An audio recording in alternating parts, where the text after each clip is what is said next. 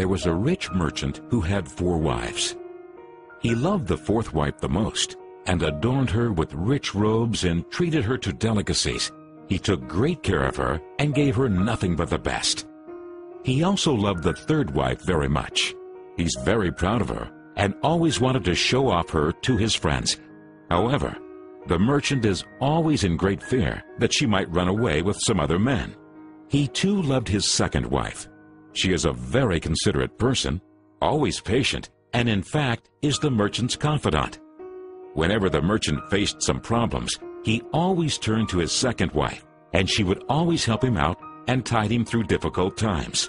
Now the merchant's 1st wife is a very loyal partner and has made great contributions in maintaining his wealth and business as well as taking care of the household. However, the merchant did not love the 1st wife, and although she loved him deeply, he hardly took notice of her. One day, the merchant fell ill. Before long, he knew that he was going to die soon. He thought of his luxurious life and told himself, "Now I have 4 wives with me, but when I die, I'll be alone. How lonely I'll be." Thus, he asked the 4th wife, "I love you most, endowed you with the finest clothing and showered great care over you. Now that I'm dying, will you follow me and keep me company?" "No way," replied the 4th wife, and she walked away without another word. The answer cut like a sharp knife right into the merchant's heart. The sad merchant then asked the 3rd wife, "I have loved you so much for all of my life. Now that I'm dying, will you follow me and keep me company?" "No," replied the 3rd wife. "Life is so good over here. I'm going to remarry when you die." The merchant's heart sank and turned cold.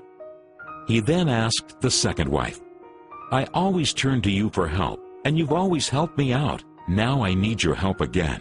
When I die, will you follow me and keep me company?" "I'm sorry, I can't help you out this time," replied the 2nd wife. "At the very most, I can only send you to your grave."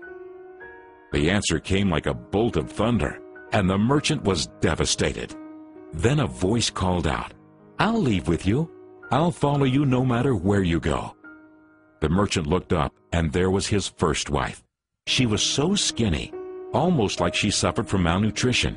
Greatly grieved, the merchant said, "I should have taken much better care of you while I could have." Actually, we all have 4 wives in our lives. The 4th wife is our body.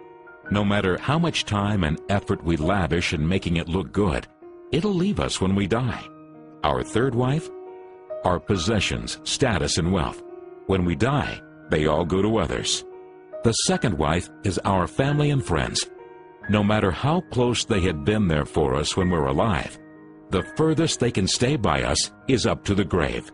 The 1st wife is in fact our soul, often neglected in our pursuit of material, wealth, and sensual pleasure. Guess what?